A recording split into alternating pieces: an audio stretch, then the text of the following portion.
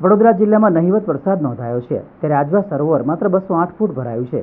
આગાહી મુજબ વરસાદ નહીં પડે તો આગામી સમયમાં પાણીની મુશ્કેલી સર્જાય તેવી શક્યતાઓ નકારી શકાય તેમ નથી. મધ્ય ગુજરાતને બાદ કરતા સમગ્ર રાજ્યમાં મેઘરાજા ધબધબાટી બોલાવી રહ્યા છે. રાજ્યની અનેક નદીઓ અને ડેમો છલકાઈ ગયા છે, પરંતુ વડોદરા સહિત મધ્ય ગુજરાતમાં નહિવત વરસાદ હોવાના કારણે વડોદરાને પાણી પૂરું પાડતા આજવા સરોવરની સપાટી માત્ર 208 ફૂટ છે.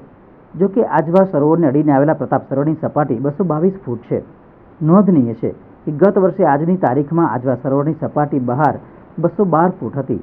આજથી ભારે વરસાદની આગાહી કરવામાં આવી છે, પરંતુ આગાહી મુજબ વરસાદ નહીં પડે તો આવનાર સમયમાં પાણીની મુશ્કેલી સર્જાય તેવી શક્યતાઓ નકારી શકાય નથી. પરંતુ આગાહી મુજબ વરસાદ નહીં પડે તો આવનાર સમયમાં પાણીની મુશ્કેલી સર્જાય તેવી શક્યતાઓ નકારી શકાય તેમ નથી. પ્રવર્તમાન ચોમાસાની ઋતુમાં વડોદરા સહિત મધ્ય ગુજરાતમાં નહિવત વરસાદ પડ્યો છે. જો કે અત્યાર સુધી પડેલા વરસાદને ખેતીલાયક વરસાદ માનવામાં આવી રહ્યો છે.